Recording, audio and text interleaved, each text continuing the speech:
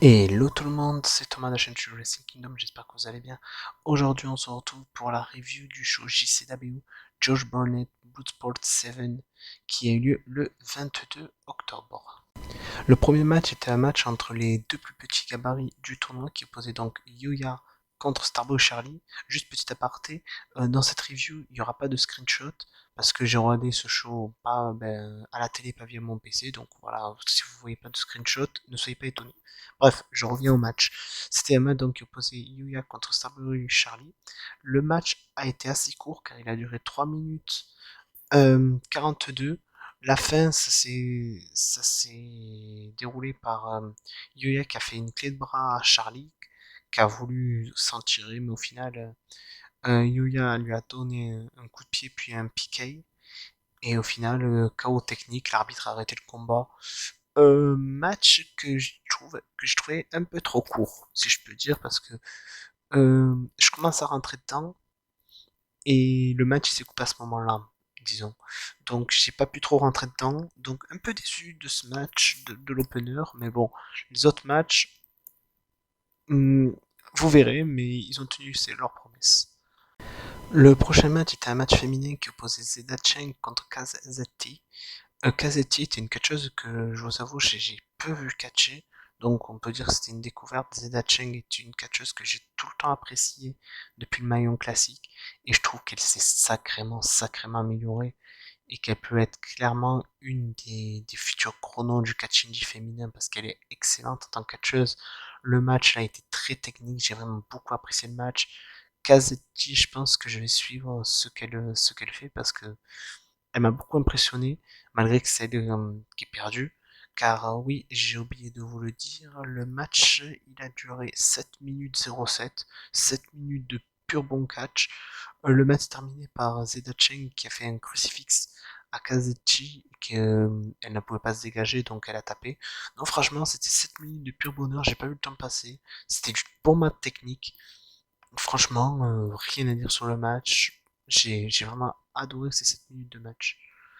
Le prochain match était un match 100% NJPW Strong qui opposait donc Royce Azak contre Clark Connors. Il faut savoir que d'ailleurs je suis un grand fan des deux catcheurs, donc j'avais hâte de voir ce match. Le match a duré 5 minutes 34 et a été remporté par Clark Connors par une soumission pour être plus précis, par un Reed Nikitchuk qui a donc fait abandonner Royce. Match que j'ai beaucoup apprécié, que c'était beaucoup du strong style. Au début, c'était surtout. En fait, il y a eu trois phases dans le match. La première phase, c'était un peu lutte amateur, ça se cherchait, ça faisait des mises au sol, c'était un peu lutte amateur. En second, c'était du strong style, des échanges de coups de pied. Et le troisième, qui était donc la dernière phase, ça s'est conclu par des échanges de soumission et donc par la victoire de Clark Connors. Personnellement, je suis content. Je voulais la victoire de Clark Connors, donc je suis assez content de ce match. Je dirais pas que c'est mon match préféré, mais c'est un match que j'ai beaucoup apprécié, donc rien à dire, très bon match. Le prochain match était un match qui opposait donc Eric Hammer contre Bad Tito. Un match qui était bon, mais disons, c'est pas le match que j'ai le plus retenu de la soirée. Il a duré 4 minutes 35. Je dirais que le match, un peu comme l'opener, il était un peu court à mon goût.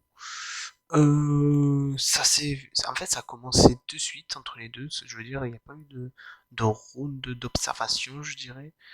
Le match s'est conclu par comment dire, voilà, une German suplex enchaînée par un wristlock de Hammer qui lui a donc donné la victoire.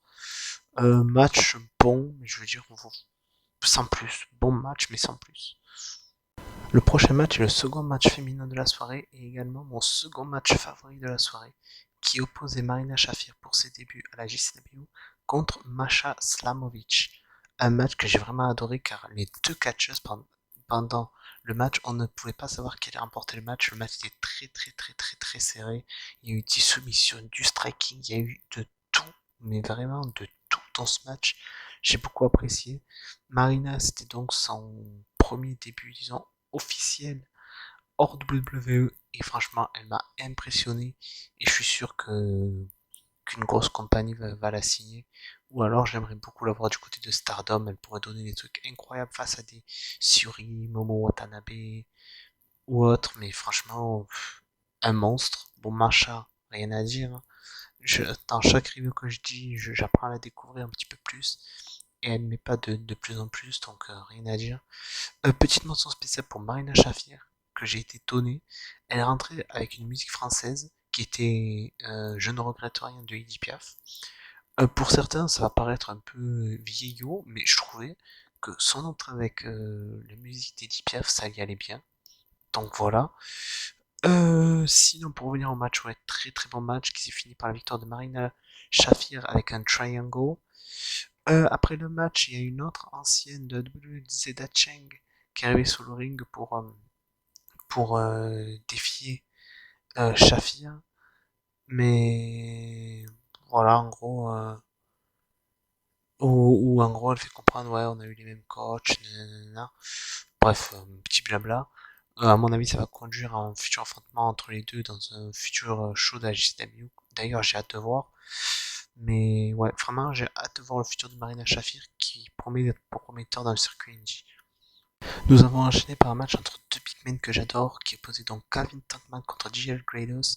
Un match qui est vraiment, j'ai beaucoup apprécié. Au début, les deux ont essayé de se mettre au sol, mais aucun a réussi. Après, ils ont commencé à se mettre au sol. Il y a eu des échanges de coups d'avant-bras, coups de poing, coups de pied. C'était vraiment très très fluide. J'ai beaucoup apprécié. Le match, il a duré exactement pour vous dire, tac, tac, tac, il a duré 6 minutes 55, 6 bonnes minutes 55, franchement, rien à dire. C'est JL Gredos qui est ressorti par un TKO avec un enchaînement, disons, coup de poing, coup de coude, suivi d'un, que je me trompe pas, d'un Sliding Forearm pour un TKO, franchement, très bon match, rien à dire. J'adore ces deux catcheurs et ils m'ont pas déçu pour ce match. Le prochain match était un match encore une fois 100% NJPW Strong qui opposait donc Alex Coughlin contre Filthy Tom Lawler. Un match que pour ma part, je dirais c'est mon troisième match favori de la soirée. Alex m'a mais beaucoup impressionné durant le match parce qu'il a pu tenir tête à Tom Lawler qui quand même a dominé une bonne quasi-totalité du match. Ils se sont tenus tête, il a pas... Vraiment, on n'aurait pas dit que c'était lui comment dire, le rookie, voilà, je cherchais le nom, le Young Lion, voilà, du match. Franchement, très très bon match. Pareil, il y a eu un peu de tout, il y a eu du technique, il y a eu du striking. C'était vraiment un match pur japonais, je dirais, vraiment du style japonais. On voit vraiment que les deux sont proches du strong style. Le match s'est terminé par L, double L hook de Tom Lawlor qui a fait taper Alex. Mais franchement, Alex, il n'a pas démérité durant le match, il a tout donné. Là, franchement, j'ai pas été déçu du match. Comme je vous l'ai dit, c'était mon troisième match préféré. Donc, même, vous voyez, je dirais même les personnes qui regardent Alex que à NJPW Strong, je dirais de regarder aussi ce match parce que vraiment, il m'a beaucoup épaté dans ce match. En fait, Alex, il met pas de plus en plus chaque fois que je vois catcher, donc très content. Le prochain match était un match qui opposait Davey Richards contre Yuya Inumura. Un match que j'ai trouvé très intéressant car dès le début du match, Yuya s'est mis au sol pour essayer de tester Davey Richards euh, niveau lutte. Ce que j'ai aussi trouvé bien intéressant dans le match, c'est que Yuya a tenté à plusieurs reprises plusieurs soumissions et essayé de faire taper à tout prix Davey Richards, mais Davey soit répondre avec des coups, soit arriver à en faire sa sortie comme il pouvait. Ça, j'ai bien aimé la story du match. J'ai trouvé le match très bien raconté par les deux. La durée du match était même très correcte et j'ai beaucoup apprécié. Elle a duré 7 minutes 17. Franchement, c'est une bonne durée pour ce match. Voilà. Ça s'est terminé du coup par Imola, comme j'ai dit, qui a tenté de finir David Richards pour son mission, mais qu'au final il s'est fait avoir. Et il s'est fait prendre par une figure fort inversée qui l'a donc fait taper. Mais franchement, Yuya, il a fait une très bonne prestation. David Richards également. Mais je vais mettre beaucoup Yuya en avant dans ce match vu que c'est le Young Lion. Mais franchement, comme je le dis, c'était un très bon match. J'ai pas été déçu. Les deux prochains matchs ont été mes deux matchs favoris ex aequo parce que je pourrais pas choisir qui en premier parce qu'ils ont été vraiment excellents. Donc l'avant-dernier match était Josh Barnett contre Tiger Roaz. connu à la WWE sous le nom de Arturo Ruas. J'ai surkiffé ce match. Faut savoir que Tiger Woods était tout le temps un catcheur que j'ai tout le temps soutenu à NXT car j'ai trouvé un potentiel de ouf en plus avec son background de Jiu-Jitsu brésilien et de Capoeira. Je trouve qu'il avait un style unique. La WWE aurait pu faire quelque chose d'extra avec lui mais malheureusement voilà. Faut savoir que c'était aussi son premier match dans le circuit indie. Pour ma part il a fait une très bonne prestation et j'espère le revoir du côté de JCW ou alors du côté peut-être de NJPW Strong qui pourrait être beaucoup intéressant. George Barnett, pas rien dire, lui c'est le king des Bloodsports. Donc quand on sait ça, on sait à quoi s'attendre. J'ai trouvé très intéressant car Tiger Woods a été le seul à avoir un style capoeira. Donc il a un peu amené le monde de la capoeira dans ce match, si je peux dire, et le monde du jiu-jitsu brésilien. Le match, du coup, a été gagné par Josh Barnett, mais Tiger Woods n'a pas démérité, hein, attention. Ça s'est terminé par un Michinoku Driver, enchaîné par un armbar. Mais franchement, match vraiment que je conseille de voir pour les personnes qui n'ont pas beaucoup eu la chance de voir Arthur Ruiz en action, enfin Tiger Woods en action, parce que ce gars il est très talentueux et je suis sûr dans les mois ou semaines à venir, il va exploser dans une grosse promotion, c'est obligé. Nous arrivons donc au main event qui était donc Minoru Suzuki contre Crazy Kingston. Faut savoir qu'à un début du show, quand ils ont fait la présentation de catcheurs, de tous les catcheurs, excusez-moi, ils se sont chauffés, il y a eu un face à face. Pour parler du match, le match j'ai vraiment adoré, c'était du pur strong style. Les kicks de Crazy Kingston, ils claquaient. Minoru Suzuki, il avait le torse tout rouge. Minoru Suzuki qui répondait avec des avant-bras, des atémis, des manchettes. Moi qui est fan de Strong Style, ce match, j'ai surkiffé. Mais vraiment, quand je dis surkiffé, c'est vraiment surkiffé. Je le dis tout le temps, Minoru Suzuki est une de mes légendes du Joshi, n'importe quoi.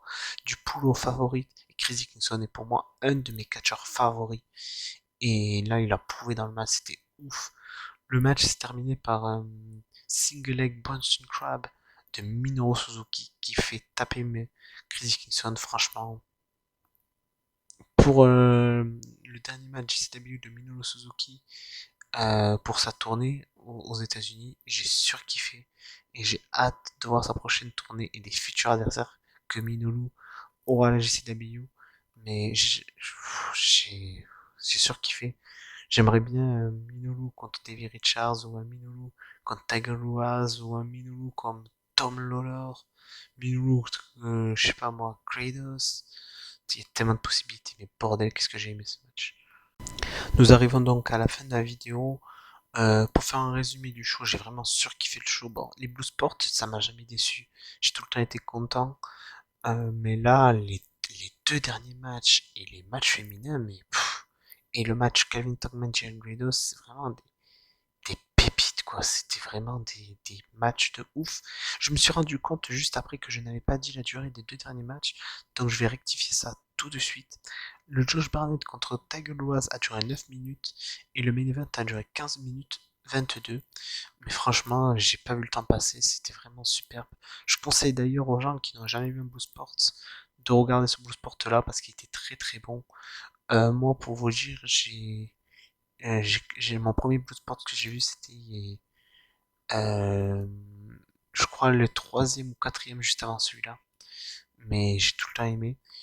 Donc voilà, je vous conseille de regarder Blue Sport. Voilà, je pense que j'ai tout dit pour cette vidéo. N'hésitez pas à me dire en commentaire si vous avez vu le show, ce que vous en avez pensé, quel a été le match que vous avez préféré ou quel est le match que vous avez moins préféré. Dites ce que vous voulez, l'espace commentaire est fait pour. Et je vous dis en surtout pour une prochaine vidéo, n'hésitez pas à liker, commenter, partager. Et à plus tout le monde.